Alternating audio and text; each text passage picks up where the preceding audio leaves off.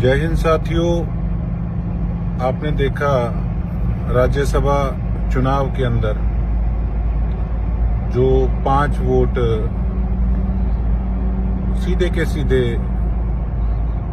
एक independent candidate को गए। अभी तक उनके नाम सार्वजनिक पार्टी की तरफ से, हमारी पार्टी की तरफ से नहीं करे गए और 3-4 वोट्स ऐसे हैं जो बताते हैं जो कैंसिल हुए। तो बात यह है कि जो वोट कैंसिल हुए, पहले तो पार्टी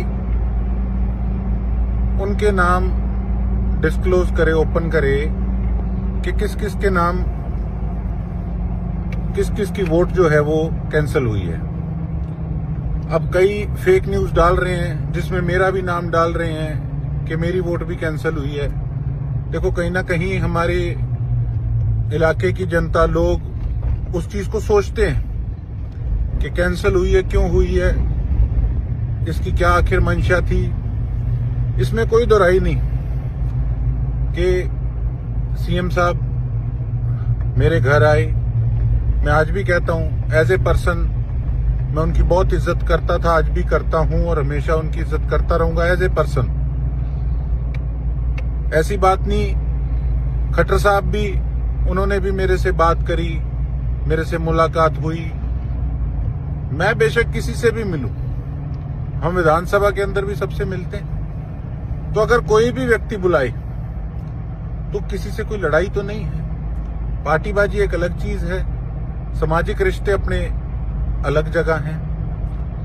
तो अगर मैंने किसी से मुलाकात की तो मैंने कुछ छुप के नहीं की, मैंने आज भी मैं खुद अपने मुख से बता रहा हूं। इसका ये मतलब थोड़ी है कि मैं अपनी पार्टी के विरुद्ध जा सकता हूं। तो अगर मेरे सामाजिक रिलेशंस सबसे हैं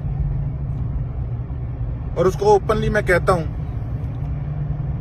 तो कहीं ना कहीं एक राजनीति ऐसा दलदल बन चुकी है कि शक की सुई उस पर घूम जाती है कि शायद इसने गड़बड़ ना की हो। और उसी की तरह मेरे जैसे 3-4 और नाम जो हैं वो फेक चल रहे हैं कि इन लोगों के वोट कैंसिल हुए। उनमें से एक नाम तो ऐसे है जिनके परिवार को 40 साल हो गए कांग्रेस की सेवा करते को। अगर किसी का वोट कैंसिल हुआ भी है, किसी बुजुर्ग का हुआ है या किसका कैंसिल हुआ है, तो कम से कम उसको सार्वजनिक करना चाहिए कि आखिर वो कैंसिल हुआ क्यों है। मेरा नाम आया तो क्या केवल इसलिए कि अगर मैं सैनी साहब से मेरे अच्छे संबंध हैं या खट्टर साहब की मैं रिस्पेक्ट करता हूं, क्या इसलिए? तो हमारी पार्टी को वो नाम जो हैं वो सार्वजनिक करने चाहिए। और जो 5 विधायक सीधा, मैं तो ये कहूंगा, हमारी पार्टी की मंजी ठोकने का जिन्होंने काम किया, जो कि हम बच गए, जो मंजी हमारी नहीं ठोकी, परमात्मा ने बचा लिया, उन 5 को पार्टी से बाहर निकाल के फेंकना चाहिए। मैं भी पार्टी का हिस्सा हूं, विचार रखना मेरा भी हक है।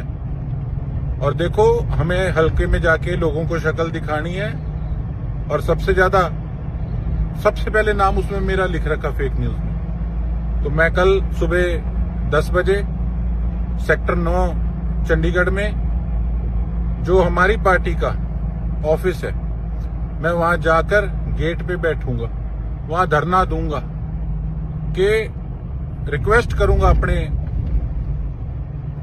नेताओं से कि उन लोगों के नाम सार्वजनिक किए जाएं जो 5 लोग कांग्रेस को नुकसान पहुंचा गए, और जिन 3-4 लोगों की वोट कैंसिल हुई है उनके नाम भी स्पष्ट किए जाएं।